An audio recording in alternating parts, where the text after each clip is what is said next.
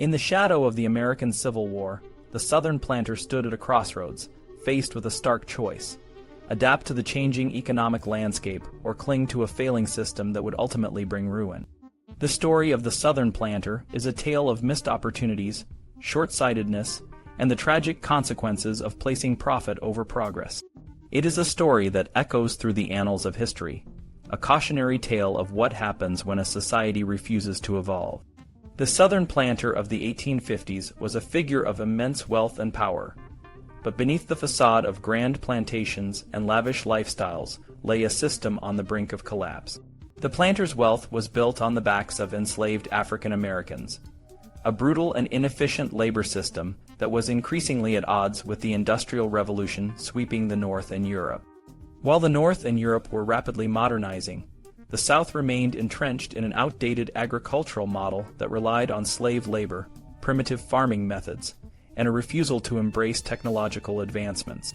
The planter's primary source of income was the production of cash crops like cotton, tobacco, and sugar.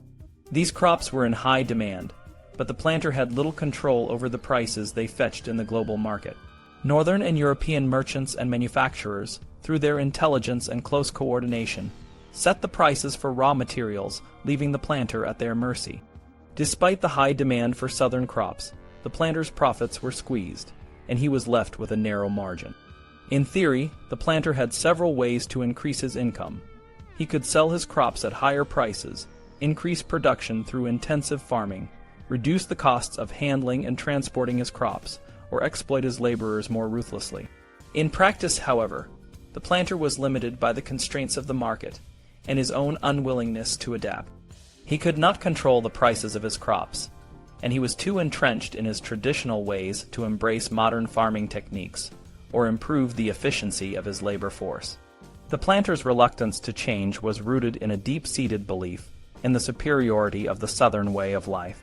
He saw himself as a gentleman farmer, a noble figure who was above the grueling work of industry and the commercial hustle of the North. He preferred the leisurely pace of plantation life, where he could indulge in the finer things without the need for hard work or innovation. This self-indulgence and laziness were his undoing. While his northern counterparts were working tirelessly to build a modern industrial system, the planter was content to rest on his laurels, unwilling to invest the time and effort needed to keep up with the changing world. The planter's refusal to adapt was not just a matter of personal preference. It was a calculated decision that had far-reaching consequences. He saw the North's industrialization as a threat to his way of life, and he was determined to resist it at all costs.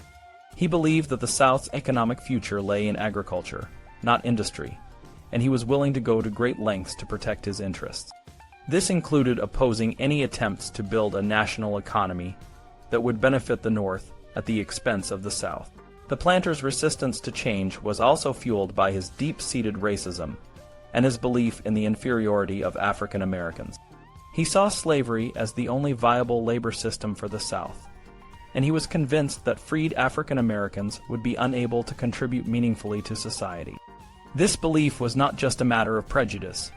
It was a way of justifying the planter's own refusal to innovate. By maintaining the myth of racial inferiority, the planter could justify his own laziness and unwillingness to embrace modern methods. The planter's economic strategy was to exploit his slave labor more ruthlessly to make up for the low prices he received for his crops. He pushed his slaves to work harder and longer, and he reduced their already meager wages.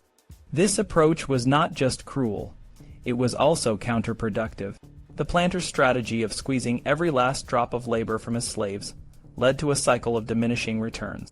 Slaves were overworked, underfed, and mistreated, leading to a decline in productivity and a rise in resistance. The planter's short-term gains came at the cost of long-term stability and sustainability. The planter's refusal to adapt had broader implications for the South as a whole. The region's economy became increasingly dependent on a single crop, cotton, which made it vulnerable to market fluctuations. The South's lack of diversification and its reliance on a failing labor system left it ill-prepared for the challenges of the modern world.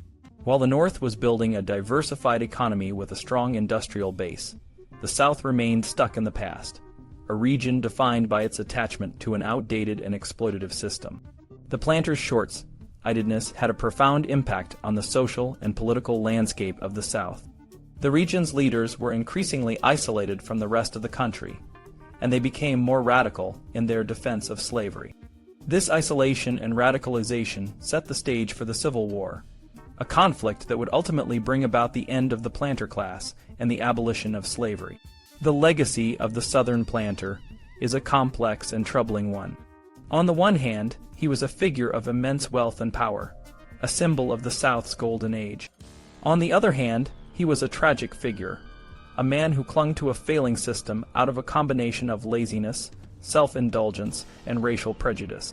The planter's story is a reminder of the dangers of refusing to adapt to changing times, and the catastrophic consequences that can result from placing profit over progress.